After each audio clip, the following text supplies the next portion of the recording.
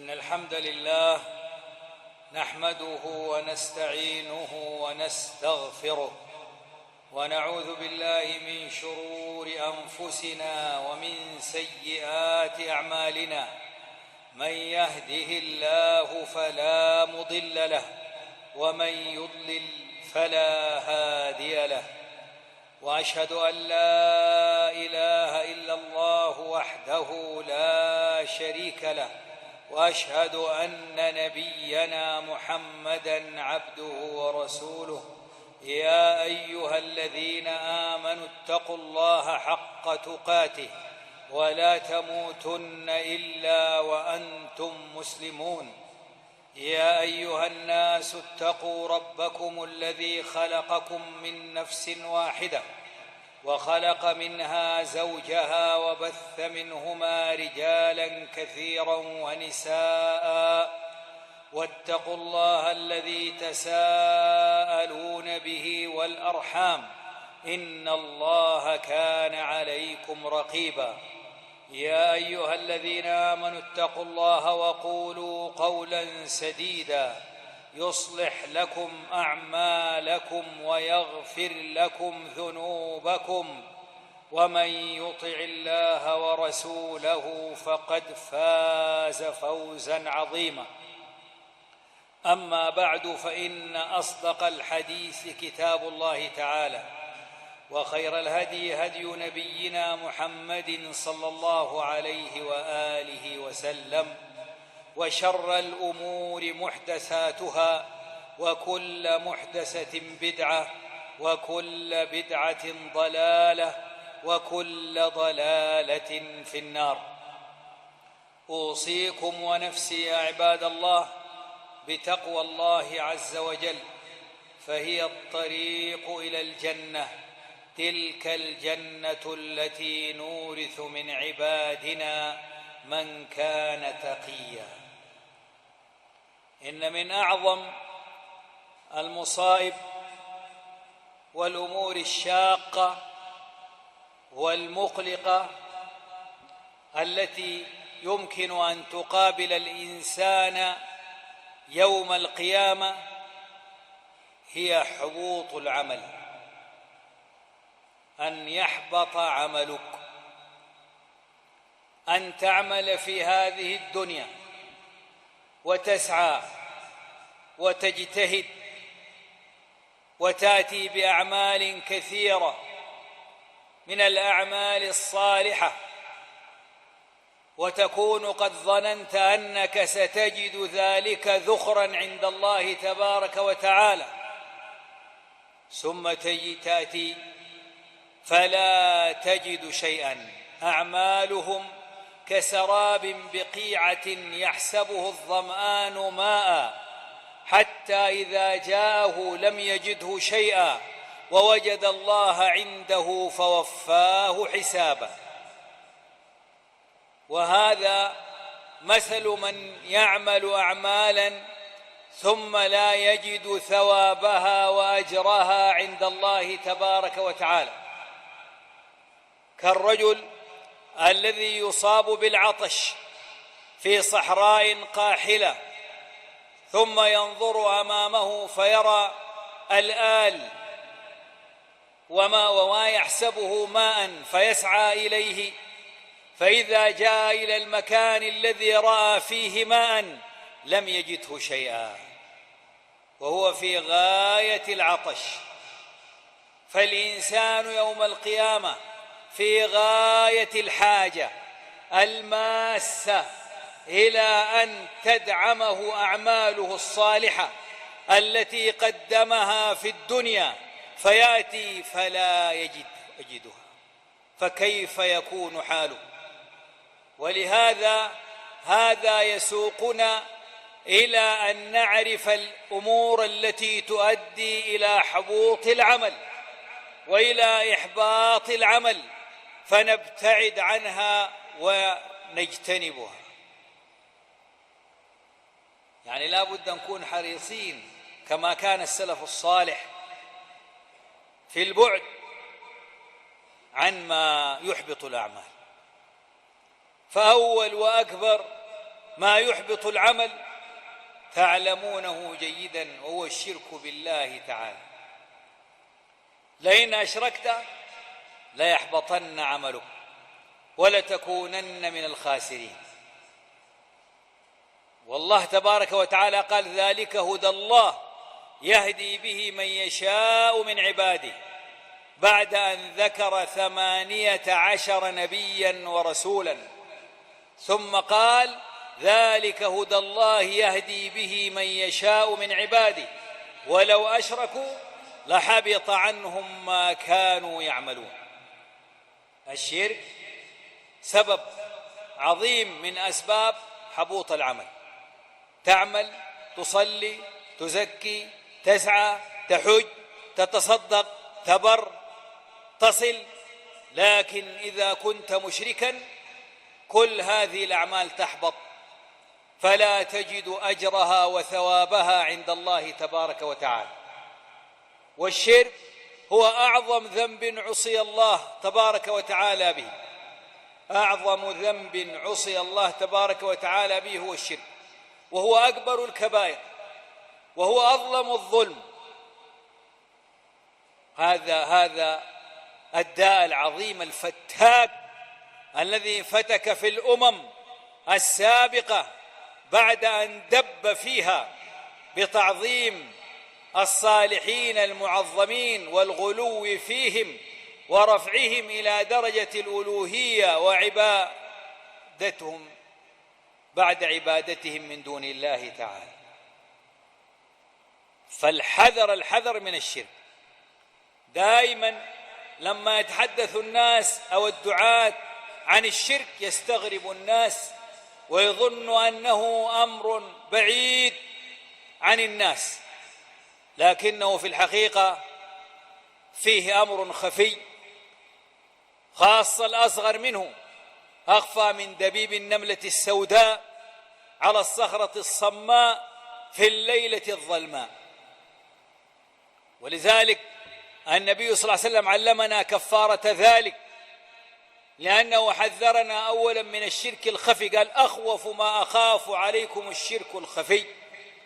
قالوا: وما الشرك الخفي يا رسول الله؟ قال: الرياء. فالذي يعمل أعمالا يرائي بها الناس في الدنيا فإن عمله يحبط، وهذا هو الأصغر، فإن الأكبر يحبط جميع العمل، ولكن الأصغر يحبط العمل الذي قارنه. يعني إنسان إذا وقع في الشرك الأكبر دعا غير الله، استعان بغير الله، استغاث بغير الله، توكل على غير الله، طلب المدد والعون عند الشدائد من غير الله تبارك وتعالى، طلب الولد والذرية من غير الله، طلب إنزال المطر، ده شرك أكبر يخرج من الملة ويحبط جميع العمل.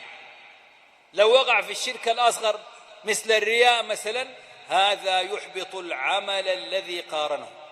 يعني زول صلى صلاة لله تبارك وتعالى ما فيها كلام، زول صلى صلاة للناس، الحابطة اللي صلاها للناس، يعني يحبط العمل الذي قارنه. إذن الحذر يا جماعة، نحذر من هذا الداء العظيم والظلم الكبير والعظيم. إن الشرك لظلم عظيم، نبتعد عنه، نحصن قلوبنا منه وأنفسنا وأهلينا وذرياتنا ومجتمعاتنا من هذا الداء العظيم. مما يحبط العمل البدعة، محدثات الأمور. تعمل عمل تعبد الله تبارك وتعالى به لم يشرعه رسول الله صلى الله عليه وسلم، هذه بدعة، زي العبادة بالنوبات والطبول والرقص والتمايل وابتداع صلاة على النبي عليه الصلاة والسلام لم يشرعها رسول الله صلى الله عليه وسلم، هذه البدعة. والبدعة أيضا تحبط العمل، والدليل على ذلك قول النبي صلى الله عليه وسلم: من عمل عملا ليس عليه أمرنا فهو رد، من أحدث في أمرنا هذا ما ليس منه فهو رد. ثم إنه كما جاء عنه صلى الله عليه وسلم أن الناس يأتون يوم القيامة أهل الإيمان غرا محجلين من آثار الوضوء، يعني عليهم علامات الوضوء من الغرة والتحجيل، فيريدون حوض رسول الله صلى الله عليه وسلم، فترد الملائكة أناسا منهم، فيقول النبي صلى الله عليه وسلم: أمتي أمتي، عليهم علامات الوضوء، وهؤلاء من لماذا تردونهم؟ فيقولون له: لا تدري يا محمد ما أحدثوا بعدك، أو لقد غيروا وبدلوا. قال: فأقول سحقا سحقا، يعني بعدا بعدا. فهذه أيضا من محبطات العمل التي يتفاجأ بها الإنسان. قل هل ننبئكم بالأخسرين أعمالا الذين ضل سعيهم في الحياة الدنيا وهم يحسبون أنهم يحسنون صنعا. هكذا كثير من أهل البدع يظنون أنهم يتقربون إلى الله تبارك وتعالى بالرقص والتمايل والضرب على الطبول، يظنون أن ذلك قربى عند الله، فيتفاجؤون بأن أعمالهم خاسرة. ولذلك من تحقيق شهادة أن محمد رسول الله بعد طاعته فيما أمر وتصديقه فيما أخبر واجتناب ما عنه نهى وزجر، أن لا نعبد الله إلا بما شرع. أيوة، عبادة الله تكون على طريقة رسول الله صلى الله عليه وسلم، ما على طريقة أحد من الناس ابتدعها ورسمها للناس فيسيروا عليها. وأيضا من محبطات الأعمال والتي نتهاون عنها كثيرا المخاصمة والتخاصم بين الاثنين، بين الأخوين. وتعلمون أنه في كل يوم اثنين وخميس يغفر للناس وتفتح الأبواب، فيقال للملائكة: إلا انظروا إلا من كان بينهما تشاحن.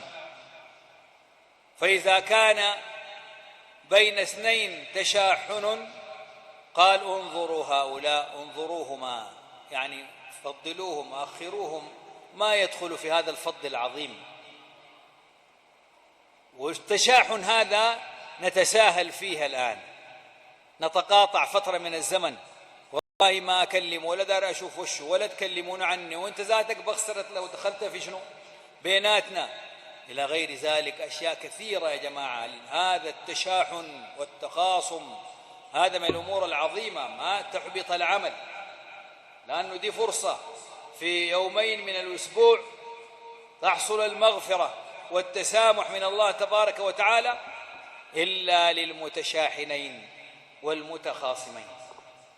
فمن كانت بينه وبين أخيه خصومة وتشاحن فليعجل وليعجل في تصفية ذلك وتصفية النفوس حتى لا تحبط أعماله التي يأتي بها. وإن من أسباب حبوط الأعمال ذنوب الخلوات، وهو أن الإنسان أمام الناس يكون على الجادة، فإذا اختلى بنفسه ولم ظن أنه لم يره أحد فإنه يرتكب ويتعدى محارم الله وحدود الله وينتهك محارم الله. هذه من المصائب. والنبي صلى الله عليه وسلم ذكر أن هناك من الناس يأتون بأعمال بصلاة وصيام وزكاة، حتى قال: ويأخذون من الليل ما يأخذون، يأتون بأعمال يجعلها الله هباء منثورا. فقال الصحابي الجليل: يا رسول الله صفهم لنا، جلهم لنا حتى نحذر هذا العمل. فقال: إنهم إخوانكم ومن جلدتكم، ويأتون من الليل ما تأتون، أو يأخذون من الليل ما يأخذون، ولكنهم إذا خلوا بمحارم الله انتهكوها. ولذلك كما جاء عن بعض السلف: لا تجعل الله تعالى أهون الناظرين إليك، فإذا غبت عن الناس انتهكت محارم الله تبارك وتعالى. ولذلك النبي صلى الله عليه وسلم في وصيته قال: اتق الله حيث ما كنت، في أي مكان في السر والعلن كن خائفا من الله تبارك وتعالى متقيا لله عز وجل. هذا أيضا مما يحبط العمل.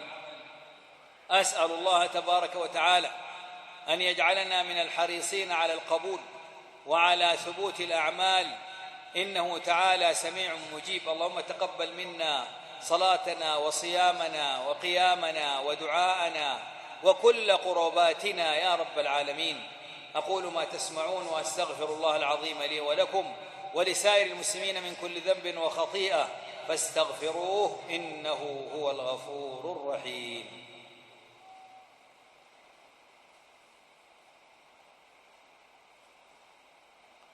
الحمد لله على إحسانه والشكر له على توفيقه وامتنانه، وأشهد أن لا إله إلا الله وحده لا شريك له تعظيما لشأنه، وأشهد أن نبينا محمدًا عبده ورسوله الداعي إلى رضوانه، فصلى الله عليه وعلى آله وأصحابه وإخوانه وسلم تسليماً كثيراً إلى يوم الدين.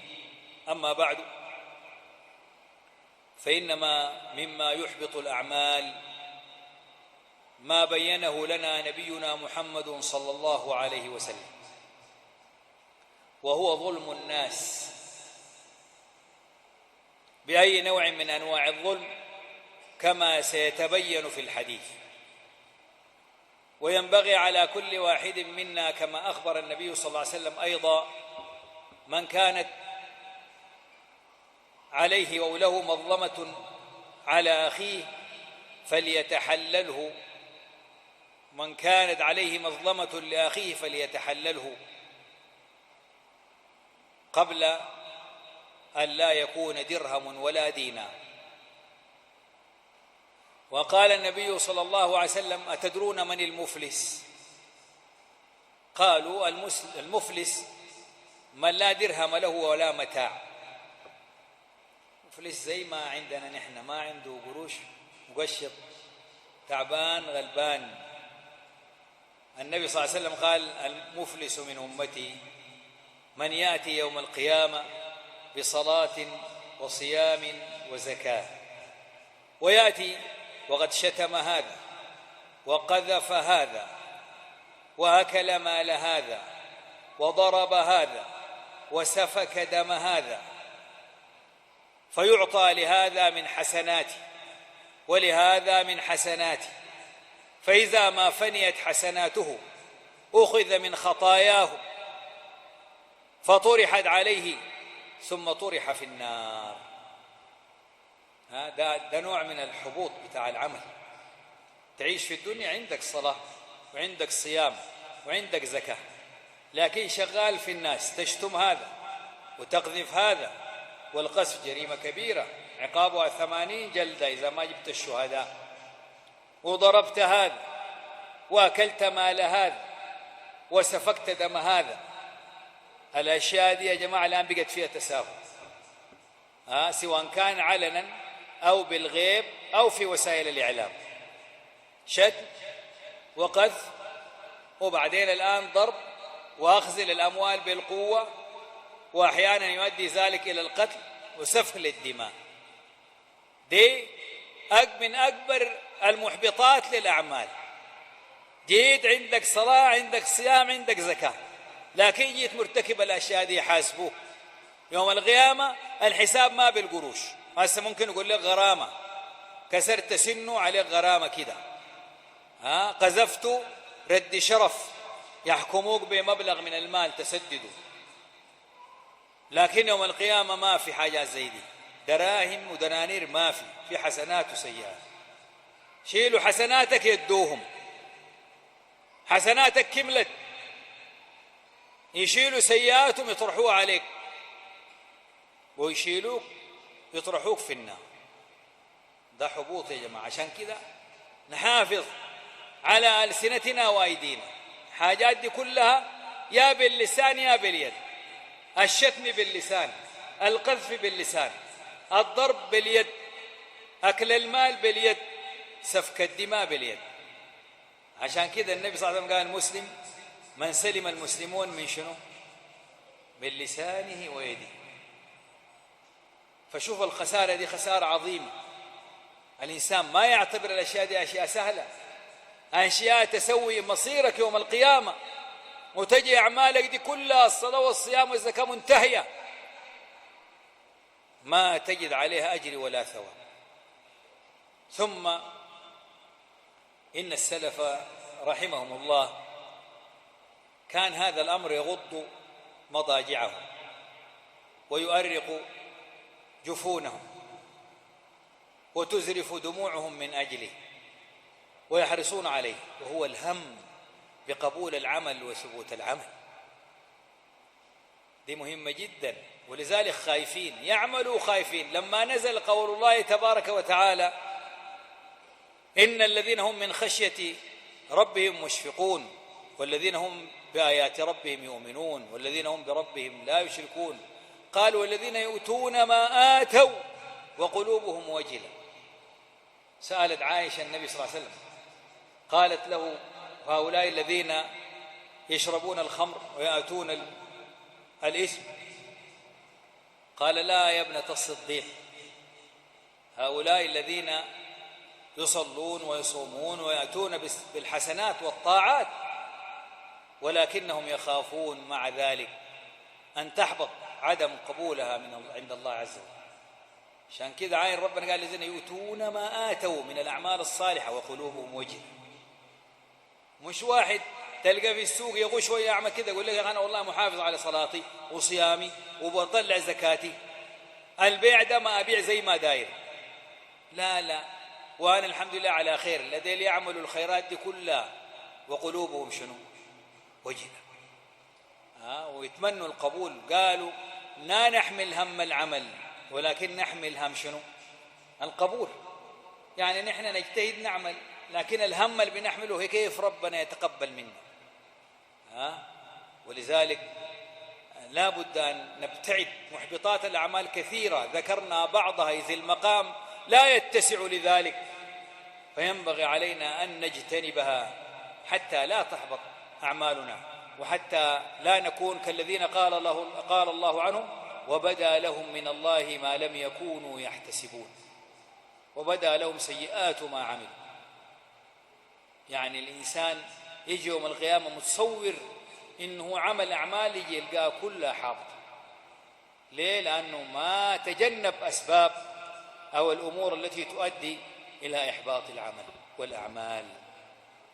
نفعني الله وإياكم بهدي كتابه، وبارك لي ولكم في القرآن العظيم، ونفعني بما فيه من الآيات والذكر الحكيم. أسأل الله تبارك وتعالى أن يتقبل منا أعمالنا، وأسأل الله تبارك وتعالى أن يجعلنا من الخائفين منه، وأن يرزقنا خشيته. اللهم اقسم لنا من خشيتك ما تحول به بيننا وبين معصيتك، ومن طاعتك ما تبلغنا به جنتك، ومن اليقين ما تهون به علينا مصائب الدنيا. ومتعنا اللهم بأسماعنا وأبصارنا وقواتنا ما أبقيتنا، واجعله الوارث منا، واجعل ثأرنا على من ظلمنا، وانصرنا على من عادانا، ولا تجعل مصيبتنا في ديننا، ولا تجعل الدنيا أكبر همنا ولا مبلغ علمنا ولا إلى النار مصيرنا، واجعل الجنة هي دارنا وقرارنا. اللهم لا تسلط علينا بذنوبنا من لا يخافك فينا ولا يرحمنا برحمتك يا أرحم الراحمين. اللهم ارفع عنا الغلا والوبا، اللهم ارفع عنا الغلا والوبا والربا والزنا والزلازل والمحن وسوء الفتن ما ظهر منها وما بطن، عن بلدنا هذا خاصة وعن سائر بلاد المسلمين عامة برحمتك يا أرحم الراحمين. اللهم آمنا في أوطاننا وأصلح أئمتنا وولاة أمورنا، واجعل اللهم ولايتنا في من خافك واتقاك واتبع رضاك يا رب العالمين يا أكرم الأكرم. اللهم ول علينا خيارنا ولا تول علينا شرارنا. اللهم من تولى من أمر المسلمين شيئا فرفق بهم فارفق به، ومن تولى من أمر المسلمين شيئا فشق عليهم فاشقق عليه يا رب العالمين. لا تدع لنا في مقامنا هذا ذنبا إلا غفرته، ولا هما إلا فرجته، ولا مريضا إلا شفيته، ولا حاجة من حوائج الدنيا والآخرة هي لك رضا ولنا فيها صلاح إلا أعنتنا على قضائها ويسرتها برحمتك يا أرحم الراحمين. اللهم صل وسلم وبارك وأنعم على أفضل خلقك ورسلك نبينا محمد، وارض اللهم عن الخلفاء الراشدين وبقية الصحابة والقرابة أجمعين.